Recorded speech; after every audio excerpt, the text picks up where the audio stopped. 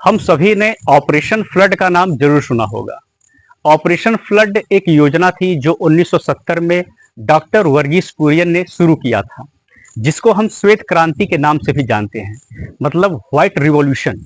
तो white revolution के जनक थे डॉक्टर वर्गीस कुरियन, जो कि केरल में पैदा हुए थे, जो राष्ट्रीय डेयरी विकास बोर्ड के संस्थापक थे और अमूल की स्थापना में भी उनका हाथ था।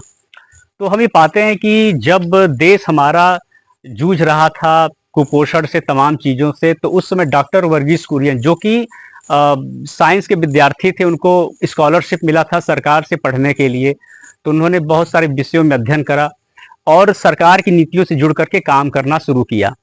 उनके अंदर जीवों के प्रति करुणा की भावना थी। उनका पशु प्रेम भी उस दौरान देखने को मिल रहा था। उनके मन में बात आई कि हम जो किसानों का जो दर्द है उसको कैसे दूर किया जाए। तो उन्होंने सहकारी समितियों का निर्माण कराया, जैसे राष्ट्रीय डेयरी विकास बोर्ड के साथ जुड़ करके सहकारी समितियों में, जैसे कि अमूल के साथ, अमूल की स्थापना करने का उद्देश्य यही था कि वो हर किसान का अपने दूध का उचित मूल्य मिल सके, बिचौलिए उसमें आकर के किसान का नुकसान न कर पाए, कुछ ऐसा उनका था।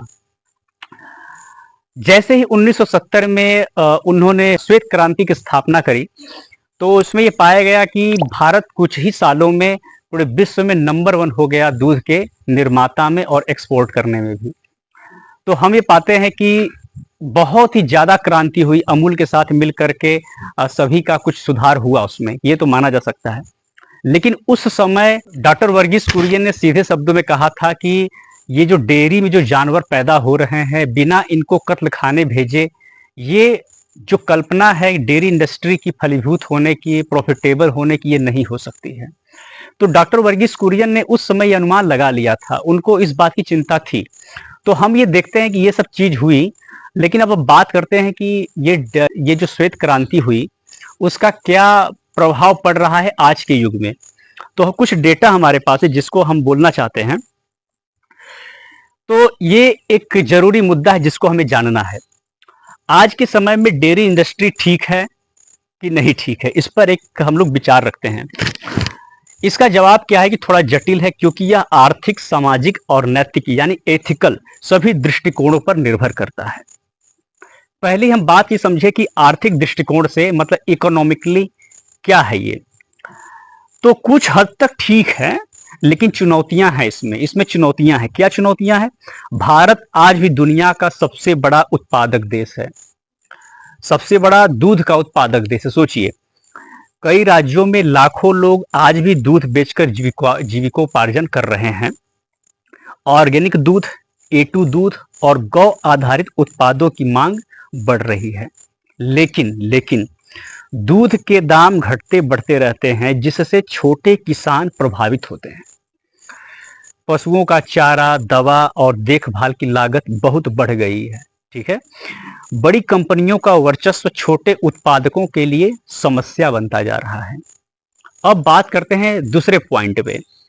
पशु अधिकारों और नैतिक दृष्टिकोण से, एथिकल दृष्टिकोण से देखें तो ये बहुत गंभीर समस्या है। बहुत गंभीर समस्याएं क्या क्या हैं? गायों और भैंसों को अधिक दूध देने के लिए हार्मोन दिए जाते हैं, जो इंजेक्शन के माध्यम से। बछड़ों को उनकी मां से अलग कर दिया जाता है, जो कि एक अमानवीय चीज है। फिर तीसरा क्या है कि जब दूध देना बंद कर देता है पशु, तो पशुओं को बूचड़ खाने भेज दिया जाता है, मतलब स्लॉटर हाउस भेज दिया जाता है। अधिकतर डेयरियों में अस्वास्थ्यकर और क्रूर परिस्थितियां होती हैं, इसीलिए वीगन एक्टिविस्ट और पशु अधिकार समर्थक डेयरी इंडस्ट्री को अमानवीय मानते हैं। तीसरा मुद्दा पे चलते हैं। पर्यावरणीय दृष्टिकोण से, मतलब एनवायरमेंटली हम देखें तो ये नुकसानदायक है डेयरी इंडस्ट्री। क्यों? क्योंकि गायें भैंसें मीथेन गैस छोड़ती हैं। मीथेन गैस बहुत खतरनाक होता है, जिसका कार्बन फुटप्रिंट बहुत दिनों के बाद जाता है, बहुत सालों के बाद जाता है। तो गायें भैंसें मीथेन गैस छोड़ती हैं, जो जलवायु परिवर्तन में योगदान देती हैं। डेयरी फार्मों से निकलने वाला गंदा पानी, खाद और गंध पर्यावरण को दूषित करता है, और चारे के लिए बड़ी मात्रा में जल और भूमि की आवश्यकता होती है। जो चारा आपको उसको खिलाना होता है, उसके लिए बहुत बड़ी मात्रा में जल और भूमि का दोहन किया जाता है। अब हम चौथे पॉइंट में देखें कि स्वास्थ्य के नजरिए से हेल्थ पर्सपेक्टिव क्या है इसका। पहली बात की जो हम लोग दूध अक्सर पीते हैं वो मिलावटी और प्रोसेस्ड दूध के खतरे भी उसमें होते हैं। तो मिलावटी दूध में यूरिया, डिटर्जेंट आदि का इस्तेमाल करके लोगों की सेहत के साथ खेला जाता है। हार्मोन और एंटीबायोटिक से प्रभावित दूध पीना स्वास्थ्य के लिए हानिकारक हो सकता है। और वयस्कों के लिए, नौजवानों के लिए गाय का दूध जरूरी नहीं है, मतलब भैंसों का दूध भी जरूरी नहीं है।